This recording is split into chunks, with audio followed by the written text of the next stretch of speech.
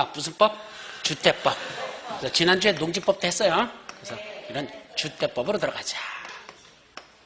그래서 주택법에서 54페이지. 자, 1장 용어 정의 1번 주택법 양상 용어에 관한 설명으로 옳은 것. 언제? 재작년 거. 재작년 거야. 1번 건축법 시행령에 따른 무슨 생활? 다중생활시설은 준주택에 해당하지 않는다. 우리 준주택에는 몇 가지가 있었죠? 우리 요약집 봐봐. 요약집에 보면 용어정에서 준주택이라고 있었어요. 몇 페이지냐면 185. 요약집 185 보면 뭐가 나온다? 준주택. 준주택에는 몇 가지가 있다? 4가지. 기어다니는 오노새끼, 기다오노 이렇게 그러겠죠? 그래서 기숙사, 그 다음에 다중생활시설, 그 다음에 오피스텔, 마지막 노인 복지주택. 이렇게 4가지를 갖다 기다오노, 기어다니는 오노새끼 이렇게 뭐라 그랬었죠? 자, 요것만 준주택. 그런데 시험 문제 뭐라고 나왔는지 아십니까? 2종 근린생활시설에 해당하는 다중생활시설 이렇게 시험 문제를 냈었어요. 그럼 맞는 말이 틀린 말이야? 2종 근린생활시설에 해당하는 다중생활시설 이렇게 시험 문제 냈어. 그러면 우리가 다중생활시설은 몇 가지가 있다 그랬죠? 2가지로 나눠진다 그랬잖아. 첫째는 바닥면적의 합계가 얼마? 바닥면적의 이렇게 쓰지 말고 가로로 써야 되겠다. 1. 바닥면적의 합계가 500제곱미터 얼마? 미만. 500m 미만이면 뭐에 속한다고? 2종 근생. 2종 근린생활시설. 2종 근생시설에 속하고 바닥면적의 합계가 500제곱미터 이상 된다면 그때부터는 근린생활시설이 아니라 무슨 시설로 본다? 숙박시설로 본다. 이걸 숙박시설로 본다 그랬어요. 그러니까 다중생활시설이라는 걸 한마디로 말하면 고시원이라고 그랬는데 원래 고시원이라는 게 어떻게 쓰죠? 고시원. 고시원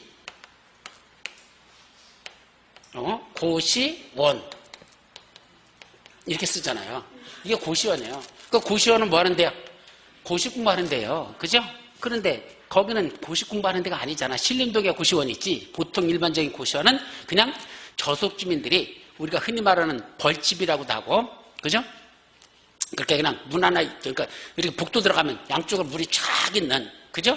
그런 식으로 되어 있는 데가 많기 때문에 이걸 고시원이라고 말하는 건 명칭이 안 맞겠다. 그래서 뭐라 바꿨다? 다중. 다중이 뭐야? 많은 사람이, 다중이란 많을 따자 군중중자야. 많은 군중 그랬으니까 많은 사람이 뭐한다? 생활하는 시설. 많은 사람이 생활하는 시설. 많은 사람들이 생활하는 시설. 이걸 뭐라 부르자? 그걸 다중생활시설하고 규모가 작으면 이중근생에 들어가고 크면은 숙박시설로 보자. 근데 이 둘 다 뭐에 속한다? 준주택에 속한다. 그러니까 이종근생에 해당하는 다중생활시설. 그것도 준주택. 또는 숙박시설에 해당하는 다중생활시설. 그것도 준주택. 이렇게 해석하라는 얘기입니다. 그래서 일단은 1번은 준주택에 해당하지 않는다? 땡, 틀렸다. 근데 다중생활시설하고 또 뭐하고 헷갈리면 안 돼? 다중이용시설. 물어볼게요. 공부하다 보면 이게 저거 갖고 저거 같아. 이거 갖고, 그죠? 무슨 시설이 있다고? 다중이용시설 있었죠. 이거 어디 나오는 거야? 다중이용시설은 어디서 나왔었어요? 무슨 법? 건축법. 어디? 다중이용시설이 건축법. 처음 봐? 건축법 용어정의 한번 가볼라? 다시 돌아가. 몇 페이지냐면 142페이지. 몇 페이지? 요약집 142페이지 가보세요. 거기 뭐가 나오죠? 다중이용시설. 그러니까 다중생활시설하고 다중이용시설하고 헷갈리면 안 돼요. 생활하는 건 뭐죠? 집식으로 쓴다는 얘기야. 그러니까 주택은 아닌데 준주택이야. 그러니까 뭐 고시원이 많은 사람들이 생활하는 시설이니까 그건 고시원이고 그건 준주택이고 다중이용시설은 건 많은 사람들이 생활하는 게 아니라 뭐죠? 이용하는 시설이잖아. 몇 가지가 있었죠? 2가지. 첫째는 몇 층 이상이면 묻지도 말고 따지도 말고 다중이용시설이다? 16층 이상. 16층 이상은 무조건 다중이용시설이죠? 만약 16층이 안 된다면 15층 이하라면 그때는 이 조건이 먼저 들어가. 15층 이하라면 이라는 걸 숨겨놓고 뭐로 써야 돼? 두 가지 용도를 충족해야 돼. 바닥 면적의 합계는 얼마가 돼야 되고 5,000제곱미터 이상 돼야 되고 규모가 커야 돼. 바닥은 5,000도 이상이고 무슨 용도로 쓰면 된다? 6가지 용도. 원래는 판문종, 여관종 이랬었죠? 그래서 판문종, 여관종이라는 6가지 중에 한 가지 용도로 쓴다면, 그죠? 그래서 이거 나중에 내년에 바꾼다 그래서 판문중 여관종을 이렇게 하지 않고, 어디에 있는 여관, 문 앞에는 종종 판매 있어 있다. 이렇게 하죠. 여관, 그냥 넘어가, 그럼.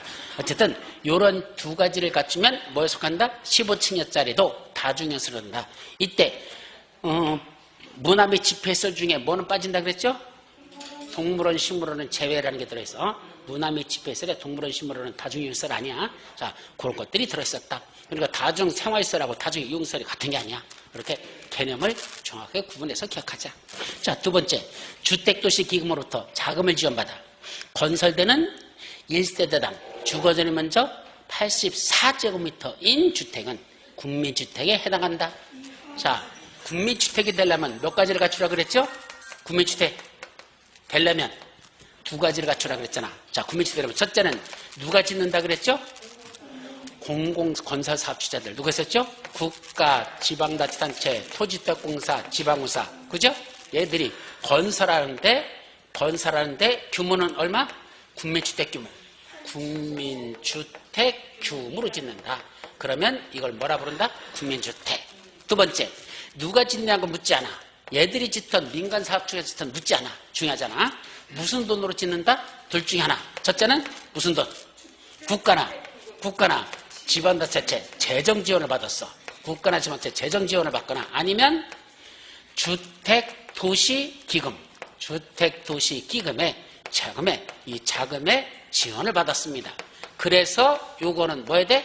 건설만 합니까? 아니요. 건설되거나 또는 개량되는, 말 그대로 하나하나 다 정확하게 보면 돼. 건설 또는 개량되는 주택으로서 규모는 국민주택 규모 이하로 짓는다면 이것도 국민주택이다. 그러니까 국민주택의 개념은 이렇게 둘로 나눠져요. 그럼 이제 이걸 이해를 하고 들어가야 돼. 거기 주택도시기금으로부터 자금을 지원받아 건설되는 1세대당 주거지만 있죠. 자, 이거 주택도시기금에서 자금을 지원받아 건설되는 규모 국민주택 규모 이하. 그래서 얼마로 짓는데? 84제곱미터면 국민주택 규모 이하. 맞죠? 네. 자, 이렇게 짓는다면 이것도 뭐에 속한다? 국민주택에 속한다. 맞잖아요. 그러니까 누가 짓냐고 묻지 않고 그냥 주택도시기금 자금 지원받았고 건설되고 84제곱미터다. 딱 이 세 개의 요건에 하나에 맞잖아. 여기도 맞고 여기도 맞고 요것도 맞으니까 이거는 뭐에 속한다? 국민주택에 속한다. 그러니까 개념을 정확하게 이해를 해야 그에 따른 응용 문제를 풀 수 있습니다. 자, 근데 오늘 드린 문제 봐봐. 오늘 여러분들 자료 드린 거 있죠? 오늘 저기 수업 자료 준 거. 수업 자료 드린 거 보면 거기 국민주택에 대해서 문제 물어본 게 있어. 뭐라 물었죠? 잠깐만. 거기 뭐라 물었느냐면 왜 7주차 거야? 오늘 이거 받았어? 8주차 건데. 7주차 거 말고. 8주차 거야. 여기 보면 5번에 뭐라고 됐냐면 문제를 이렇게 해서 민간건설 사업주체가 라고 주어졌어. 그 다음에 국가, 지방자치단체 재정이나 주택 중심의 지원을 받지 아니하고 누가? 민간건설 사업체들이 민간이 이런 자금의 지원을 받았다 받지 않았다? 받지 않고 뭐로 줬대? 개량하는 주택으로서 규모는 국민주택 규모 이하다 그랬습니다. 국민주택 규모 이하다라고 되어 있습니다. 이거 국민주택이다 아니다? 자, 민간건설 사업체가 이 자금들의 지원을 받지 않고 개량하는 주택으로서 국민주택 규모 이하로 졌다. 국민주택이 아니야. 자, 어떻게 정리해야 돼요? 그러니까 두 가지를 자신 나눠봐. 첫째는 주체를 먼저 따져. 누가 짓는데? 공공건설 사업체, 국가, 지방자치단체, 토지주택공사, 지방공사 얘들이 뭔데? 건설한데. 근데 어떤 규모로 졌어? 국민주택 규모로 졌어. 묻지도 말고 따지도 말고 국민주택이다. 그러니까 얘들이 건설하는데 국민주택 규모로 지면 무주거마다 국민주택이에요. 이건 물을 것도 없어. 아셨죠? 자, 무슨 돈으로 짓느냐? 따져 안 따져? 안 따져요. 얘들이 짓는 건 무슨 자금으로 짓느냐도 중요하지 않고 국민주택 규모로 지면 무조건 국민주택이야. 그런데 밑에 건 따져. 뭘 따지죠? 민간이 짓는다면 공공건설사업체가 이런 자금으로 지면 불꽃토시 일리 올라가? 다 국민주택이야. 근데 민간건설사업체가 짓는다면 얘는 반드시 무슨 자금의 지원을 받아야 돼? 국가, 지방자치가 재정 지원 받거나 주택시면 자금의 지원을 받아야 돼. 안 받으면 안 된다냐. 받고 건설하거나 개량하는 걸로 진행됐고 규모는 국민주택 규모이지만 이건 국민주택이 되는 거야. 그래서 민간건설사업자는 반드시 이런 자금 지원을 받아야지만 국민주택이 되는 거고 공공건설사업자는 무슨 자금으로 진다 관계없이 지들이 지면 다 국민주택 규모로 지면 다 국민주택이다 이 말이에요. 그러니까 민간이란 말이 나올 때는 반드시 요게 전제가 돼야 된다. 요 자금 지원받아야지만 그래야 국민주택이 된다. 아셨죠? 그러니까 별거 아닌 것 같은데도 이걸 이해가 잘 안 되는 건 주체가 누구냐를 따져놓고 먼저 공공건설사업자 주체라면 무조건 국민주택이다. 85 이하로면 지만 그죠? 그리고 국민주택 규모로 지면 무조건 국민주택이다. 근데 민간건설사 짓는다? 얘는 좀 까다로워. 무조건 얘가 짓는다 다 국민주택이 되는 거 아니야. 얘들이 뭐 줬어? 자금 지원받지 않고 그냥 줬어. 뭐가 되는 거야? 민영주택이에요. 그건 국민주택이 아니라 민영주택이 되는 거야. 근데 민간건설사업자가 무슨 돈으로 줬어? 얘들의 자금 지원 이걸 받아서 지웠는데 직화나 개량했는데 국민주택 규모로 줬어. 그럼 그것도 국민주택으로 올라간다. 이렇게 보자는 얘기야. 그래서 두 가지를 누가 짓냐는 걸 생각하면서 따져봐야 된다. 아셨죠? 그러니까 여기서는 주택도시기면 누가 짓냐고 묻지도 않았어. 그냥 주택도시기면서 자금 지원 받았어. 그리고 84집 지었어. 뭐에 속한다? 국민주택에. 요거 2번에 들어가는 거야. 2번. 이렇게 생각하라. 자, 3번은 간선시설이란 도로, 상하수도, 전기시설, 가스시설, 통신시설, 지역난방시설 등을 말한다. 이게 간선시설이에요? 도로, 상하수도, 전기가스, 통신시설이 뭐죠? 무슨 소리죠? 기반시설, 기간시설. 또 헷갈린다, 그죠? 국토법에서 뭐랬죠? 사람이 사는데 꽃피란 거. 사람이 사는데 꽃피란 거. 국토법. 기반. 그건 기반시설. 맞았죠? 기반시설 중 도시화를 결정한다는 걸. 도시군계시설. 이랬었잖아, 그죠? 그러니까 기반시설하고 뭐하고 기간시설하고 달라요. 그것도 용어정이야, 다. 그러니까 도로라든지 전기시설, 가스시설, 통신시설, 지역난방시설 다 합쳐서 뭐라 부른다? 이걸 기간시설이라 하자. 이건 기간시설이라고. 이 기간시설과 기간시설을 연결하는 걸 뭐라 부른다? 그 연결하는 게 간선시설이죠. 따라서 여기 아파트 단지를 만들어요. 여기 도로가 나 있어. 그럼 이 도로로부터 저 아파트까지 뭐부터 내야 돼? 진입도로 내야 되죠? 그 다음에 전기시설, 가스시설, 통신시설, 지역난방시설 들어가야 되죠? 그때 여기 있는 시설을 뭐라 부른다? 여기 있는 걸 기간시설. 저 아파트 단지에 있는 똑같은 전기가스 통신시설을 기간시설.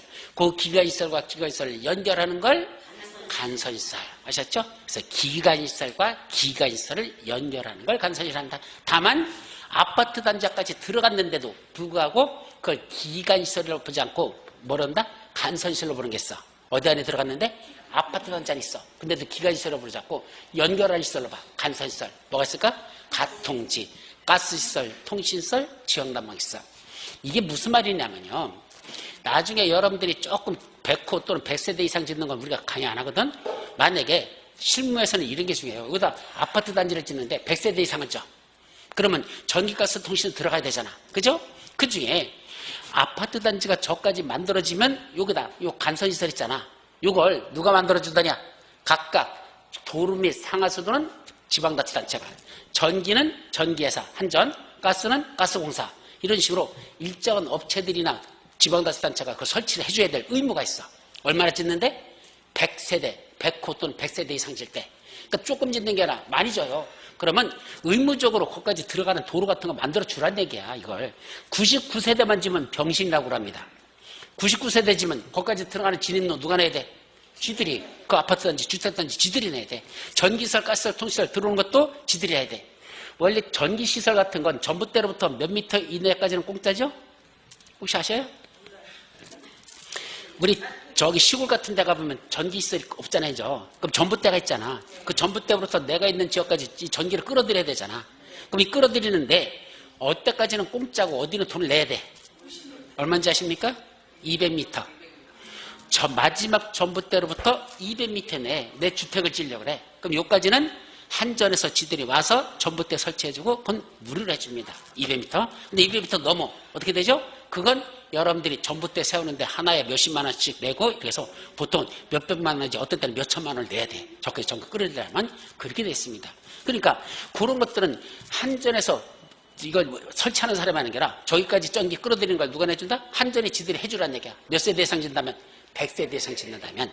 그런데 문제는 어디까지가 간선시설이라 그랬죠? 원래는 아파트 진입로, 입구, 아파트 입구 요까지가 간선시설이잖아. 그 간선시설을 의무적으로 설치해 주라는 얘기야. 한전에서 100세대 이상 되면. 그런데 가통지, 가스시설하고 통신시설하고 지역난방시설 있죠? 그거는 아파트 입구까지만 설치해 주는 게 아니라 각 동 있죠? 그 속에까지 다 설치해 줘야 돼. 어디까지도 간선시설이니까.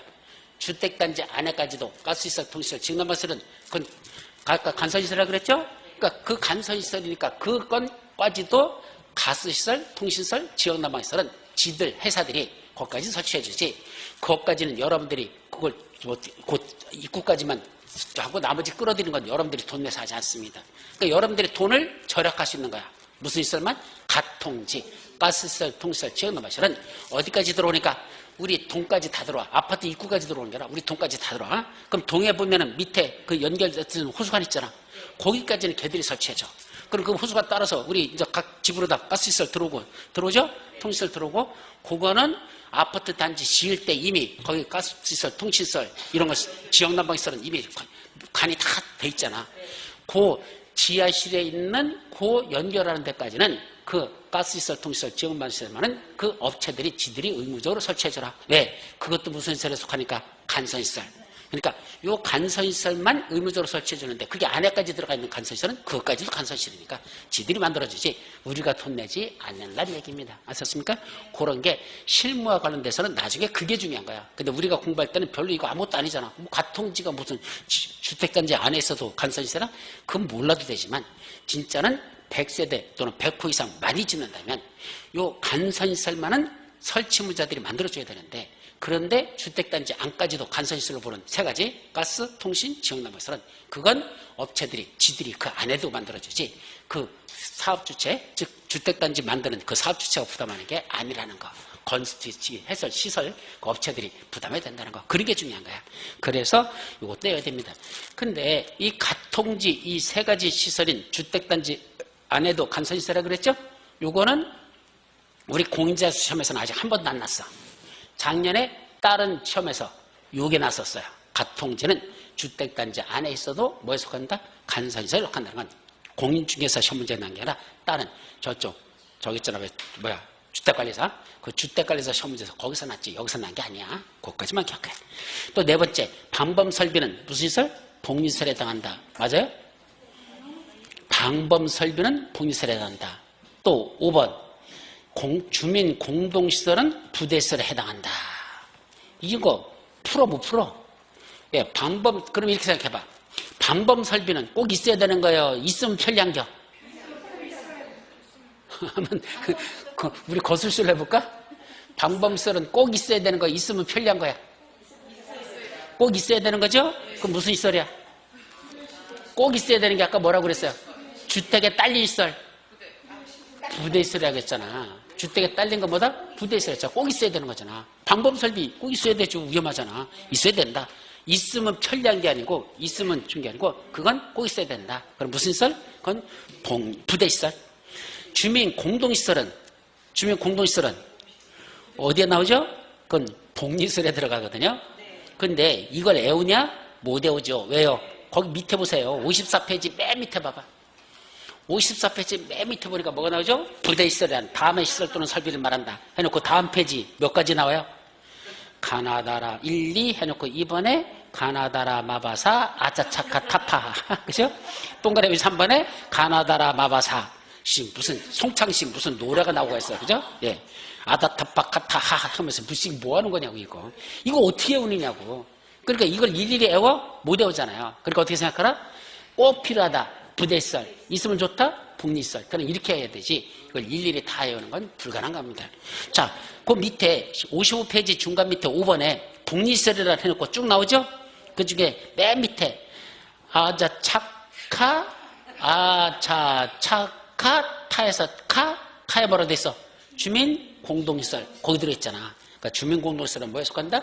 복리시설에 속한다. 거기 써 있잖아. 그러니까 이런 걸 어떻게 일일이 다 외우느냐고. 다만 하나만 더 물어본다면 여러분들 그 55페이지 동그라미 5번에 동그라미 1, 2에 2번에 보면 가나다에서 가번에 뭐가 나오죠? 일종근생 뭐에 속한다는 거야? 복리시설이야. 이종근생 복리시설이야. 그런데 괄호 속에 뭐라 돼 있어? 총포 판매소, 장의사, 다중생활시설, 단란주점, 안마시설소 요거는 포함 제외. 그건 뭐에 속하지 않는다? 예, 복리시설에 속하지 않는다는 거야. 그래서 어떻게 온다? 총장, 안, 단, 다. 암기법 우리 원래 요약집에 보면 써 있어요. 요약집 몇 페이지에 있죠? 186페이지 보시면 거기 이종 근린 생활시설 중에서 총포 판매소부터 총장 안 단다. 이거는 포함한다, 제외한다? 제외한다. 그건 복리시설에 들어가지 않는다는 얘기입니다. 그래서 총장 안 단다가 뭐죠? 총장이 뭐야? 총장. 대학교 총장을 말하는 거야. 여기 총장은 저기 검찰총장이 아니야. 대학교 총장이야. 그럼 대학교 총장은 똑똑해 안 똑똑해? 그래도 대학교의 최고 지성인인데 똑똑하겠죠. 그러니까 모르는 게 없어요. 그 사람은 다 안단다. 그래서 뭐라고 한다? 총장 안단다. 예, 총장은 똑똑해서 모든 걸 다 안단다. 총장 안단다. 이렇게 오라는 얘기야. 아셨죠? 그래 그건 이종근생이지만 뭐에 속하지 않는다? 이종생이지만 복리시설에는 해당하지 않는다. 그리고 이것도 외우는 것도요. 이렇게 생각해봐. 아파트 단지 내에 총포 판매소 있어요? 단란주점 있어요? 있는 아파트 단지 손 들어봐. 남편이 저녁이 돼도 안 들어와. 이 현관이 어디가 있지? 그죠? 밑에 갔더니 어디 있어? 단란주점에 앉아가지고 여자랑 노닥거리고 앉아있네? 그랬다가 마저 뒤지죠? 예, 그러잖아. 그러니까 단란주점 같은 건 아파트 단지 내에 없어요. 그러니까 이거 총장 안 단다는 어디 안에 없어? 아파트 단지 내에 있는 경우가 없잖아요. 없으니까 뭐란다? 아, 이건 무슨 시설이 아니다? 복리시설이 아니다. 예, 주택 아파트 단지 없으니까 복리시설이 아니다. 이렇게 생각하면 됩니다. 아셨죠? 자, 그 정도. 그래서 맞는 건 옳은 걸 고려해서 정답 몇 번? 2번밖에 없어. 나머지는 다 틀렸어. 그게 언제 거? 31회 때 겁니다. 항상 제가 강조하지만 몇 회 거? 31회. 문제 쉽다, 대부분 어렵다. 어렵다. 그럼 그 다음 건너뛰면 몇 회다? 33회. 여러분들의 시험이다. 어렵다. 이랬었어요. 그러니까 31회다고 하고 33회께 비슷한 주행이야. 그렇게 문제들이 어렵게 난다는 얘기입니다. 그래서 하나하나 잘 정리할 것. 자, 다음 문제로 넘어가죠. 이제 이 정도면 하고. 다음. 자, 다음 페이지 유사 문제 나오죠? 유사 문제 봐봐. 민영주택이라도 군매주택 규모 이하로 건축되는 경우 군매주택에 해당한다. 시험 문제 29회 때 이렇게 냈다니까. 아까 중간에 설명하면서 얘기했었죠? 자, 민영주택과 군매주택은 반드시 뭔다? 구분됩니다. 그러니까 민영주택 중에 군매주택이 있다 틀리고 군매주택 중에 민영주택이 있다 틀립니다. 민영주택이 뭐죠? 군매주택을 제외한 주택 이렇게 됐잖아. 그러니까 주택을 어떻게 나눴어? 둘로 나눈 거야. 이렇게 주택 해놓고 두 가지가 있다. 뭐 있다?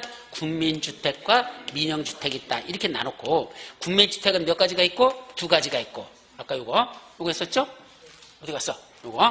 요걸 국민주택이라고 하고 이거 이해는 다 뭐라 부른다? 민영주택이라 한다. 이런 말이죠. 그래서 국민주택은 저기 있는 두 가지가 있고 그거 이외에 나머지는 다 뭐라 부른다? 민영주택이라 하자. 이렇게 붙여놓은 거야. 따라서 여기서 지금 문제 났듯이 민영주택이더라도 국민주택 규모 이하로 건축하면 국민주택에 해당한다? 아니에요. 뭐야 그럼? 근데 민영주택이에요. 왜? 민영주택인데 국민주택 규모로 지어도 그게 갑자기 국민주택이 아니야. 그냥 민영주택이죠. 민영주택 중에 이런 건 국민주택이다. 말이 안 되는 소리야. 자, 있잖아. 남자 중에 이렇게 하는 건 여자다. 말이 되는 소리야? 안 된다 그랬잖아. 그 남자는 남자지 무슨 남자 중에 이렇게 하면 여자가 된다. 말이 안 되는 소리잖아. 그거와 똑같은 소리다. 2번. 한국토지주택공사가 수도권에 건설한 주거전용 면적 1세대당 80층부터인 아파트는 국민주택에 해당한다. 맞아요? 자, 어떻게 정리해야 돼 이건? 국민주택이니까 첫째, 누가 짓는데? 토지주택공사래. 그럼 여기 있네. 한국토지주택공사 들어있죠? 자, 토지주택공사가 어떻게 짓는데? 수도권에다 건설한데 자, 그럼 수도권은 묻지도 말고 따지도 말고 군매주택 규모가 얼마죠? 예, 수도권은 묻지도 말고 따지면 군매주택 규모 85제곱미터 이하라 그랬어요. 그러니까 85 이하로 지어야 돼. 100으로 짓는 건 안 돼. 수도권이라 그랬을까. 그럼 수도권을 짓는데 주거지는 먼저 얼마다? 80제곱미터래. 그럼 85 이하 속에 들어있어 안 들어있어? 들어있네. 80제곱미터라는 건 85 이하에 속한다라는 걸 묻는 거야. 그럼 되죠? 그러면 뭐에 속한다? 아파트, 국민주택에 해당한다. 맞죠? 예, 그것도 국민주택으로 보는 겁니다. 자, 세 번째, 300세대인 국민주택 규모의 단지형 다세대 주택은 도시형 생활주택에 해당한다. 뭐가 틀렸죠? 단지형 다세대는 도시형 생활주택에 들어갑니까? 우리 도시형 생활주택은 몇 가지가 있었어요? 도시형 생활주택에는 몇 가지가 있다? 세 가지가 있다. 뭐뭐 있었죠? 소형주택, 두 번째 단지형 연립, 세 번째 단지형 다세대, 이렇게 세 가지가 있었잖아요. 그죠? 그런데 지금 여기서 묻는 건 뭘 물었죠? 300세대인 국민주택 규모로 그랬습니다. 이건 도시형 생활주택에 해당한다? 맞아요? 도시형 생활주택 개념 정리할 때 첫 번째가 뭐였었어? 우리 몇 페이지? 도시형 생활주택 개념부터 보세요. 몇 페이지죠? 183페이지. 183 중간에 보면 도시형 생활주택은 세 가지를 갖추라고 그랬잖아. 그럼 첫째, 몇 세대? 300세대 미만일 것.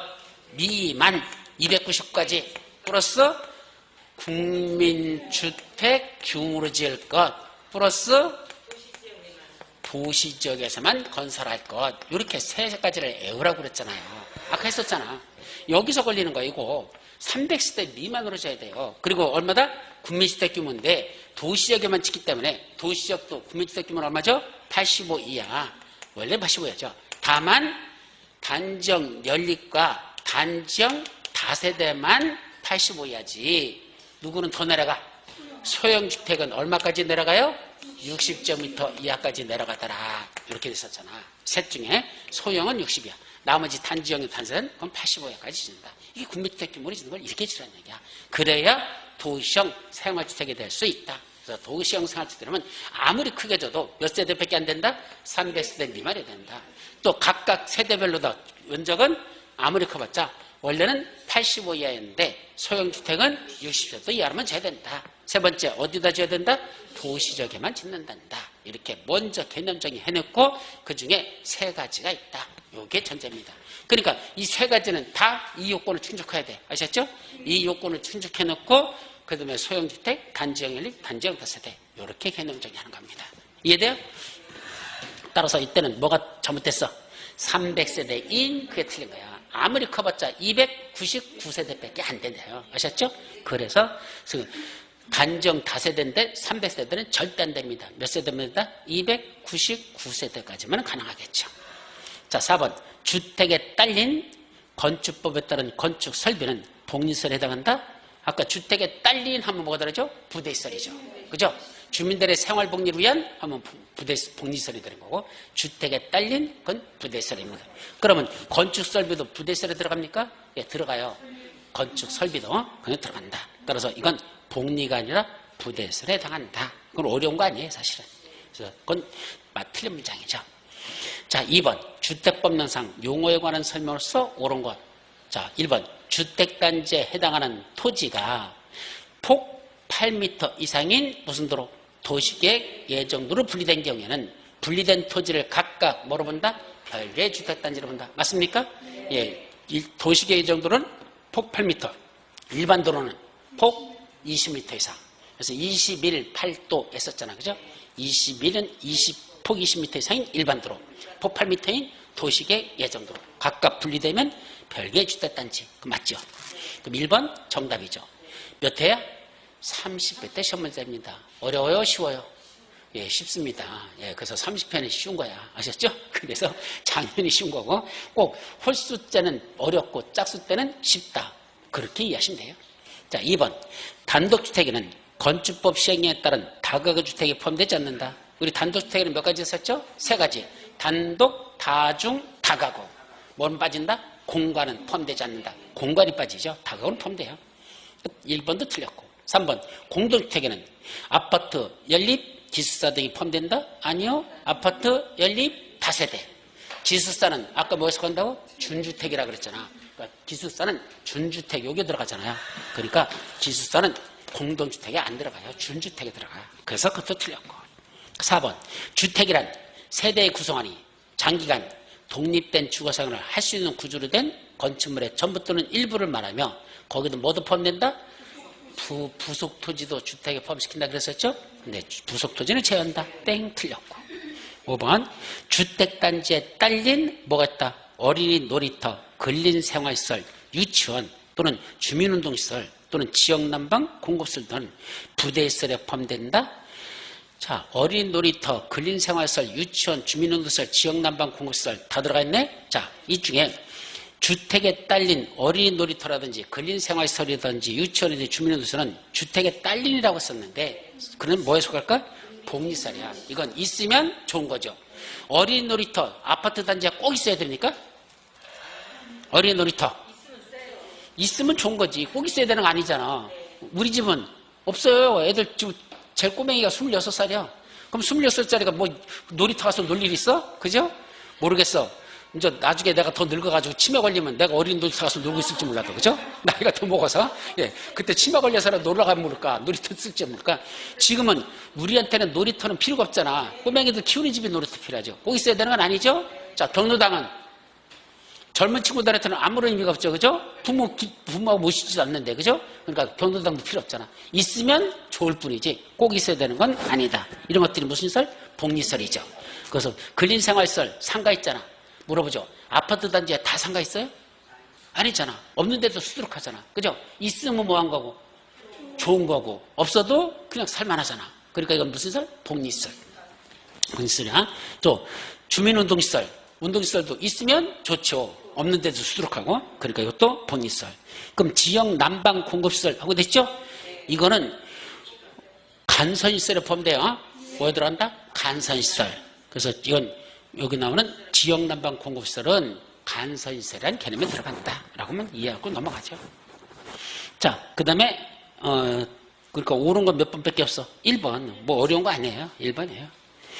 자, 이제 주택의 건설로 넘어가서 1번 사업주체 지역주택조합에 관한 설명으로서 옳은 것 지역주택조합. 1번 조합 설립에 뭐한 자? 동의한 조합원은 조합 설립 인가가 있은 이후에는 자신의 의사에 의해 조합을 탈퇴할 수 없다. 예, 중간에 탈퇴하는 거 된다 안 된다? 된다 그랬잖아. 그때 탈퇴하게 되면 비용 환급을 청구할 수 있다 없다? 있다. 비용 환급. 내가 낸 돈 돌려주세요. 나 탈퇴했다니까 돈 주세요. 할 수 있죠? 그때 탈퇴한 조합원 말고 제명된 조합원은 비용 환급을 청구할 수 있다 없다? 제명된 조합원은 비용 환급을 청구할 수 있다 없다? 안 될까? 잘 생각해봐 좀. 아무 생각 없이 얘기하지 말고 좀. 아까 했었어. 책에 있었어. 여러분들 제명되는 조합원이 주로 누구예요? 제명되는 조합원들이 회장 새끼한테 달라든 사람들이요. 그렇잖아요? 회장 새끼 하는 게 마음에 안 들어가지고 비상대책위원회 만들어가지고 싸우는 사람들 조합에서 제명시켜버려요. 그죠? 어젯밤에도 무슨 프로 보다 보니까 무슨 교회에서 어떻게 했는지 모르지만 좀 목사 아들놈 새끼가 무슨 구루밍 뭐 이런 성폭력을 저질렀다가 그래서 했더니 이 목사 새끼가 또 그걸 또 감싸고 이러다가 그 교회가 둘로 쪼개지대. 그래서 둘이 싸우는 거야, 둘이. 그래서 일부 신도들은 이제 자기들 들어가려고 하고 일부 그쪽에서는 못 들어오게 하고 그래서 지들끼리 싸움막질 하던데 이렇게 안에서 내분이 이루어지는 게 한두 개가 아니잖아요. 그죠? 그래서 얼마든지 이렇게 발생했잖아. 그러면 언제부터 조합장하고 비상대책위원회하고 싸우다 보면 조합에서 그 비상대책위원회를 잘라버린다고 제명시켜버려요. 그럼 그 사람들은 돈 못 돌려받습니까? 아니요. 탈퇴한 조합이든 제명된 조합이든 주주는 비용의 환급을 청구할 수 있다. 이거 책에 아까 했었어요. 몇 페이지? 196페이지에 있대. 196페이지 맨 위에 보시면 동그라미 9번에 보면 몇 번 났었어? 28회 때도 났었고 29회 때도 시험 문제 2번 났던 거잖아. 그래서 196페이지 맨 위에 동그라미 9번 거기 탈퇴 및 환급 할 수 있죠? 탈퇴 괄호 열고 제명된 조합은 포함해야 됐잖아. 그래서 탈퇴하든 제명당하든 조합원은 비용의 환급을 청구할 수 있다. 그래놓고 아까 내가 뭐라 설명했어요? 그래서 추가 설명한 게 뭐죠? 비용 환급은 청구할 수 있는데 그럼 나 탈퇴할 테니까 돈 돌려주세요. 주세요. 준대 안 준대? 안 준대요. 왜 안 주죠? 없대요. 당신의 돈은 이미 다 사업비를 썼고 얼리 나가고 해서 지금 돈 하나도 남은 거 없어서 못 돌려준대. 그러니까 말만 비용 환급 청구지 실제로는 돌려주는 거 거의 없습니다. 이거하고 뭐하고 헷갈리지 말라고? 아까 이걸 헷갈리지 말라고? 철회하고 헷갈리지 말라 그랬죠. 철의 다음에 뭐가 나온다? 탈퇴. 탈퇴하고 철회하고 전혀 다른 성격이에요. 이거 혼동하면 안 된다는 얘기야. 철회는 뭐죠? 가입했어. 가입비 냈잖아.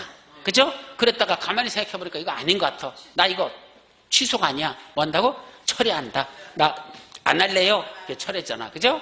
근데 이 탈퇴는 뭐죠? 이미 가입이 된 거야. 가입이 돼 있는 상태에서 나 안 할래요. 이건 탈퇴. 이거는 아직 가입이 정상적으로 완료되지 아니한 상태. 이때만 철회란 말을 써요. 보험에서도 철회란 말을 쓰거든. 보험가입 철회할 수 있다. 그럼 철회는 뭐죠? 보험료 내고 가입했다가 가만히 생각해보니까 아이씨 이거 보험료 부담이 너무 커. 나 안 할래요. 하고 같은 거 그죠? 철회. 철회하면 어떻게 되죠? 받은 보험료 100% 다 돌려줍니다. 여기도 마찬가지야. 철회하게 되면 냈던 가입비 있죠? 100% 다 돌려줍니다. 근데 탈퇴하면 이미 가입했잖아. 그 가입했으면 조합이 운영되는 거에 내가 참여한 거잖아. 그러면 그 운영비 사용하는 거에 대해서는 나도 부담해야 될 의무가 있어 없어?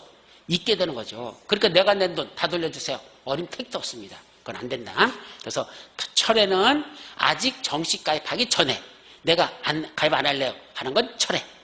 이미 가입이 되고 나서 나 안 할래요 하고 중간에 나오는 거 이거는 탈퇴. 아셨죠? 그래서 철회와 탈퇴는 법적 성격도 전혀 다르고 그에 따른 효과도 전혀 다르다. 이걸 혼동하지 말라는 얘기입니다. 자, 그런 뜻이야. 됐죠? 자, 두 번째. 그러면 탈퇴할 수 없어? 있습니다. 2번. 총회 의결로 뭔데? 제명된 조합원은 조합에 자신이 부담한 비용의 환급을 청구할 수 없다? 아니요. 제명된 조합 환급을 청구할 수 있어. 그러나 돌려받을 생각은 별로 하지 말아라. 남은 돈이 없단다. 세 번째. 조합 임원의 선임을 의결하는 총회 개헌은 조합원 100분의 20 이상이 직접 출석해야 한다. 이건 아까 안 했던 건데 이건 어디에 나오냐면 우리 총회 의결 종족수 보세요. 출석 종수 196페이지 맨 밑에 볼까요? 몇 페이지? 196페이지 맨 밑에 보시면 자 조합이 주택조합이 총회를 열으려면 누가 있어야 돼? 사람들 조합원이 모여야 되죠? 자 출석 종족수가 있고 의결 종족수가 있어요. 출석 종족수는 뭐죠? 자 회의를 엽니다. 근데 여기에 사람들이 직접 와서 앉아 있어야 돼? 안 있어야 돼? 있어야 되죠. 여기 저기 우리 토리 한 마리 앉아놓고선 총회 엽니까? 토리가 뭔지 알아요? 토리. 윤이 강아지잖아. 윤 대통령 강아지 이름이 토리 아니야? 그죠? 우리 윤 대통령님 그 강아지가 토리잖아. 그 토리 한 마리 앉혀놓고선 총회 열으면 돼요? 안 되잖아. 사람들이 여기 와서 앉아있어야 되잖아. 얼마큼 앉아있어야 돼?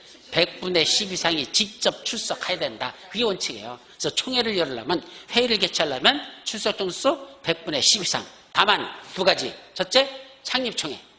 창립총회. 또 하나, 그 위에 보면 196페이지 맨 밑에 박스 속에 있는 거. 그건 뭐죠? 반드시 총회에서만 의결해야 되는 것들. 총회 의결사에 중요한 것들 나오죠? 196페이지 맨 밑에 박스 속에 있는 내용들이야. 중요한 내용들. 총회에서만 의결하는 거.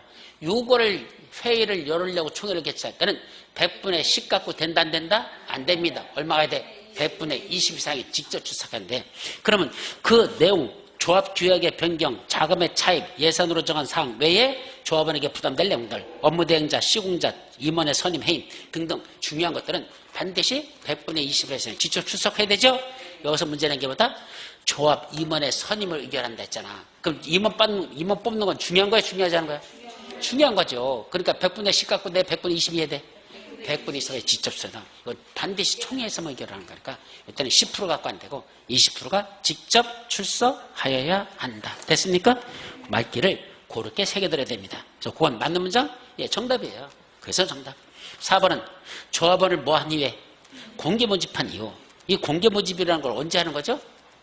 조합원 모집하려면 원래 뭐 한다고 그랬어요? 아까 순서. 먼저 조합원을 모집하려면 모집? 신고부터 하죠. 모집 신고하죠? 조합을 모집 신고하고 그 다음에 무슨 방법으로 한다? 공개 모집을 하는 게 원칙이다. 공개 모집이야. 모집 신고한 다음에 공개 모집합니다. 이때 모집 신고를 하려고 하면 이거 조합원 자 쓸게. 조합원 모집 신고하러 가려면 어떤 요건이 필요하죠? 조합원 모집 신고하러 가려면 이 주택을 건설하고 있는 이 대지, 전체 대지 소유자들 있죠? 토지 면적 얼마? 50% 이상의 뭐 받아야 돼? 사용할 수 있는 권한과 사용권이야. 줄여서 사용권을 뭐하고 이걸 확보해가지고 그걸 들고 시장수요청장에게 조합 모집, 조합원 모집 신고를 하러 가는 겁니다. 그래서 조합원 모집 신고할 때는 뭐가 필요하다? 50% 이상의 사용권을 확보할 것. 그래서 50% 이상은 토지사용승인서 받아서 조합원 모집 신고하러 간다. 그랬었죠? 자, 그리고 나중에 조합원을 모집했는데 일부가 뭐하죠? 사망하거나 또는 자격 상실하거나 또는 탈퇴 등으로 해서 결혼이 발생한다. 또는 조합원 모집이 미달돼가지고 재모집한다. 그때는 모집 신고한다? 안 해도 된다? 안 하고 모집 신고 안 하고 무슨 방법으로 한다? 그때는 공개 모집이 아니라 선착순 방법으로 할 수 있다 그랬습니다. 그러다 보니까 여기서 선착순으로 한다는 건 제대로 조합원 모집이 잘 된다는 거야? 안 된다는 거야? 안 된다는 얘기야. 그래서 아까 제가 말씀드렸잖아. 1차, 2차, 3차 모집한다. 그럼 이렇게 나눠 모집한다는 건 모집이 잘 된다는 거야? 안 되는 거야? 안 되니까 나눠 모집하죠. 잘 되면은 그냥 한 방에 그냥 마감 쳤어. 그죠? 그럼 바로 프랭카드 붙죠. 뭐라고? 여러분들의 열렬한 성원에 감사드립니다. 라는 거 하나 프랭카드 하나 붙이잖아. 그럼 전체 마감 끝났어. 마감 끝. 이렇게 버리잖아. 근데 이거는 1차, 2차, 3차 간다는 건 모집이 안 되고 있다는 얘기야. 그런데 내가 들어가는 순간 나는 뭐 한다? 늪에 빠져 뒤지는 겁니다. 그러니까 1차, 2차, 3차 모집하는 그런 데는 절대 들어가지 말라. 물론 나중에 그게 대박이 될지는 모르겠지만 현재로서는 대단히 위험한 거니까 그런 건 가입하지 말라 했었죠? 그 얘기예요. 따라서 일단은 공개 모집한 이후에 조합원의 자격 상실로 인한 결혼 이주를 다시 충원하려면 시장수에게 신고한다, 신고하지 아니하고? 신고하지 아니하고 어떤 방법? 그때도 공개 모집? 아닙니다. 뭐라는 데죠? 선착순 방법으로 충원할 수 있다라고 했어야 돼요. 선착순 방법.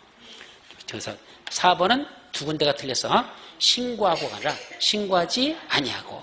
공개 모집? 아니요. 선착순 방법. 5번 조합의 임원이 금고 이상의 실형을 받아 당연 퇴직하면 그가 퇴직 전에 관련 행위는 효력을 잃는다. 우리 공법 전체가 똑같아. 도시개발법 똑같아. 전비사업자 똑같아. 주택법 똑같아.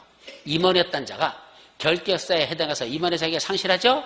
그럼 그 당연 퇴임되거나 그 다음날 퇴임되는데 퇴임 전에 관여한 행위들, 도장 찍은 것들은 무효, 유효? 유효합니다. 퇴임 전에 관여한 행위는 효력을 잃지 아니한다. 법에 그렇게 되어 있어요. 당연히 보다 유효하다는 걸 조심해서 보셔야 된다. 그렇게 기억합니다. 자, 예를 들면 이런 경우도 있어요. 실무로 들어가 봐. 내가 뭐 했었죠? 여기 지역주택조합원 또는 재건축 재개발 이런 땅을 갖고 있었어. 그래서 뭐 하고 싶어? 조합을 설립한대. 그럼 내가 뭐 하고 싶죠? 조합장 하고 싶어. 그럼 그냥 출마하면 되더냐? 안 됩니다. 요건 있죠. 결격사유. 피성년 후견인, 피한정 후견인, 미성년자 임원이 될 수 없다. 그죠? 그럼 내가 뭐 미성년자는 뭐 따질 수가 없는 나이고 그럼 뭐는 될 수 있어? 피성년 후견인, 피한정 후견인 될 수 있죠. 여러분들 민법 시간에 피성년 후견인, 피한정 후견인 배웠어 안 배웠어? 배웠죠? 예, 어떤 사물을 변별할 능력 같은 게 현저히 떨어져가지고 일을 못한다. 그런 사람들은 뭘 한다? 피성년 후견인. 조금 부족한 사람 피한정 후견인 이렇게 되잖아. 근데 내가 피한정 후견인 선고를 받았어. 내가 맨날 돌아다니면서 도장 찍고 하는 게 수능 엉터리 말도 안 되는 거 찍어서 우리 집에 막대한 경제적 손해를 피겠어. 마누라가 열받는다고 뭐 했어? 법원에다가 피한정 후견인 신청을 했어. 그랬더니 법원에서 판사가 나를 갖다 정신감정시켰죠? 그랬더니 역시 너는 제정신 놈이 아니구나 라고 나와서 나는 뭐가 됐어? 피한정 후견인 선고를 받았습니다. 자, 그러면 그게 어디에 기재되죠? 어디에 기재되죠? 내 주민등록 거기 기재가 되거든. 거기 기재를 해요.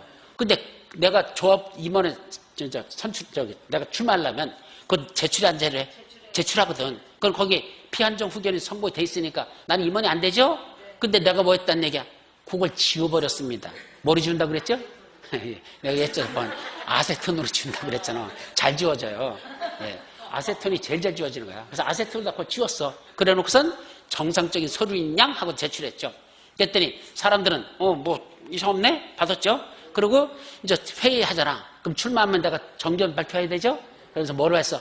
야, 이런 사업은 이렇게 하는 것이 하면서 그다음 부동산 공법에 대해서 잘 알고 있으니까 쫙 설명했더니 사람들이 뭐죠? 야, 저 새끼 되게 똑똑한 것 같다. 우리 조합장 시키자. 이면 됐습니다. 도장 찍는데 5개 찍는 것 중에 1개는 치명적인 오류를 저질러. 도대체 이런 계약서는 쓸 수도 없는 계약서를 이상하게 도장 찍고선 와가지고 격찰했다고? 사람들이 볼 때는 뭐죠? 제정신인 새끼가 아니면 그런 저렇게 도장 찍을 놈이 아니야. 이상하다. 싶어서 뒷조사했어. 내가 뭐로 판명됐어? 피한정으로 판명됐죠? 어떻게 된다? 당연 퇴임된다. 예, 뭐가지 당장 날아갑니다. 문제는 그동안 내가 도장 찍은 거 있잖아. 그동안 임원이랍시고 회장으로서 도장 찍은 거 다 무효가 될까? 그건 유효할까? 유효하다는 얘기입니다. 그게 문제야. 왜냐하면 법적으로 따지면요, 자격이 없는 자가 있으니까 무효였었잖아. 그럼 자격이 없는 자가 회장으로서 도장 찍은 거 다 먹어야 되는 거야? 원래 무효가 돼야 되는 거야. 그런데 그걸 무효화시켜버리면 그동안 지내했던 사람이 완전히 다 꼬여버리죠? 그러니까 쉽게 말하면 뭐 하자는 얘기야? 민법을 따지지 말고 공법에서는 무효화시키지 말고 뭐죠? 효력을 잃지 않는다? 과거는 묻지 마세요. 그냥 미래를 향해서 가지. 과거에 도장 찍은 건 그냥 그대로 유효하게 가자. 그렇게 해서 사업을 원활히 시행하게 하려고 이런 규정을 둔 거지. 민법으로 따지면 이건 무효가 되는 거야. 아셨죠? 나는 회장 자격이 없었던 거야. 그래도 도장 찍은 건 무효가 아니고 효력을 잃지 아니한다. 유효하다라고 새겨들으면 됩니다. 아셨죠? 그래서 옳은 건 몇 번? 3번 밖에 없습니다.